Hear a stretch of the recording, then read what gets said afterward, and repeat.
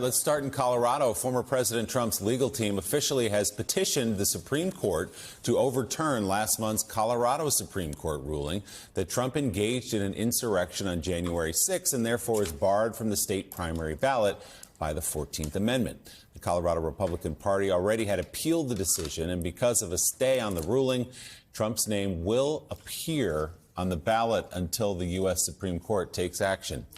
Trump's lawyers argue the 14th Amendment statute does not apply to the presidency. He slammed the ruling that, quote, if allowed to stand, he said, will mark the first time in the history of the United States the judiciary has prevented voters from casting ballots for the leading major party presidential candidate, end quote. In a separate statement, the Trump campaign wrote, Democrats are obsessively violating the American voters' constitutional right to vote for the candidate of their choice. This is an un-American, unconstitutional act of election interference which cannot stand, end quote. That's from the Trump campaign. The Supreme Court still has not announced whether it will accept the case. Joining us now, conservative attorney George Conway and NBC News legal analyst Andrew Weissmann. He's co-host of the MSNBC podcast, Prosecuting Donald Trump. Guys, good morning to you both. Andrew, let me start with you on this appeal up to the Supreme Court. Where does this go from here? Do you suspect the Supreme Court will hear any of this? I do think that they will take this. I think it's one where the government is not going to oppose and is going to think that it's appropriate. As we know, there's another case in Maine that will bubble up as well. So this is one where if you're not going to have a patchwork of decisions within the states with no Supreme Court guidance, I see the Supreme Court taking it. This is one where Donald Trump actually has a fairly good chance, I think, of prevailing, but you wouldn't know it from the brief that he filed, which is much more of a political statement. I mean, you would think that a brief like this filed by the former president would start with the point that he did not engage in insurrection. That is not his lead argument. I mean, you'd think that should be something that you would want to declare loud and clear, but that's not where we are as a country. That's sort of buried in his papers as almost a throwaway argument because, in fact, there's so much evidence that he did. Instead, he leads with the argument that you quoted, which is that you would disenfranchise so many voters in the Colorado case, over 1 million voters in the Republican primary, which is, of course, a very ironic argument for him to be making, given that he is currently criminally charged with attempting to disenfranchise 80 million people who voted for Joe Biden. So that's the irony is, I think, not going to be lost on a lot of people in the Supreme Court. So while former President Trump presents confidence in public that he will prevail against the cases challenging his eligibility to be on the ballot in those two states, privately, new reporting says he's worried that the Supreme Court, he stacked with conservatives, will not rule in his favor. The High Court has ruled against him several times in high-profile cases, including when Trump tried to stop Congress from obtaining his tax returns and when Trump wanted a special master to review the classified documents seized from Mar-a-Lago. Trump lawyer Alina Habba acknowledged the former president's concerns in an interview yesterday. Yeah, that's a concern that he's voiced to me. He's voiced to everybody publicly, not privately. And I can tell you that his concern is a valid one. You know, Republicans are conservative. They get nervous. They, unfortunately, are sometimes shy away from being pro-Trump because they feel that even if the law's on our side, they may appear to be swayed much like the Democratic side would do, right? So they're trying so hard to look neutral that sometimes they make the wrong call. And I just encourage them to really look at the law and the Constitution.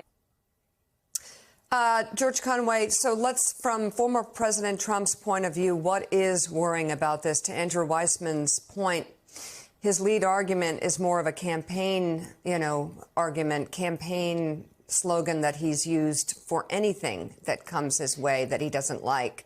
And it's not actually countering the eligibility question the issue of engaging in insurrection, which doesn't mean a crime has to be committed and a conviction has to happen, just whether or not he engaged in insurrection and whether or not he is eligible.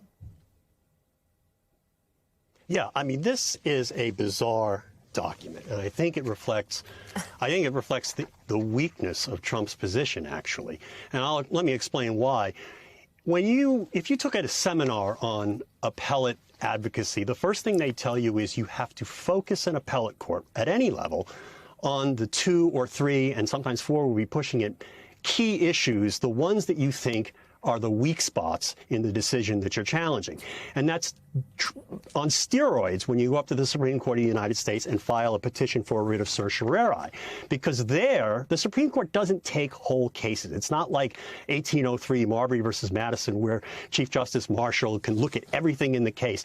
They only look at discrete issues, and they choose those issues on the basis of their importance. And here, what Trump did on page 1, on the front inside cover, you're required to put the question presented. And the question presented here is this blunderbuss. Did the Supreme Court of Colorado err in ordering President Trump excluded from the 2024 presidential primary ballot? He's basically just throwing stuff up at the wall, or throwing stuff up in the zoo cage and seeing what would stick.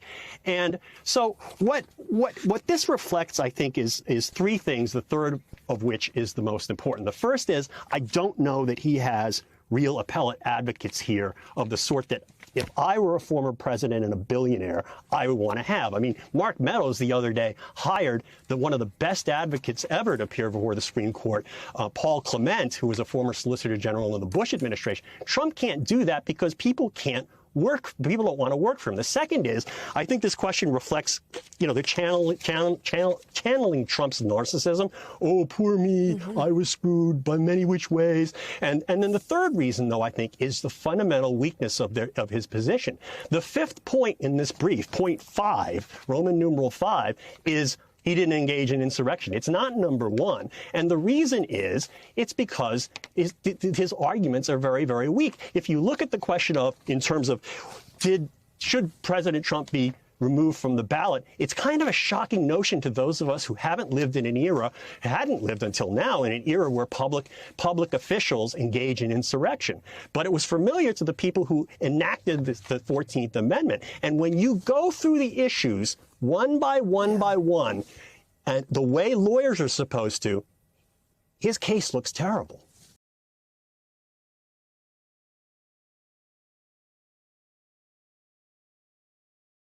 So I had to hack my way onto this frequency. This better be critical, Wheelie. Sir, come on, when is it not? Please.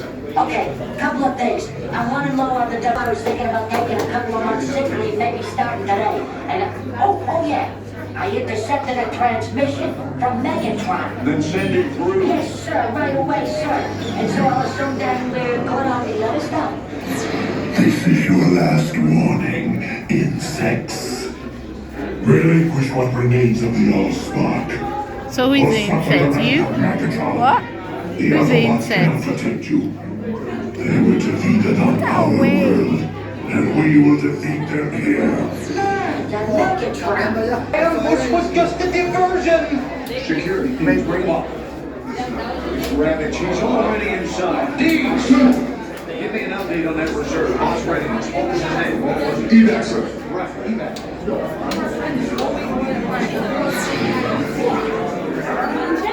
She's right in front.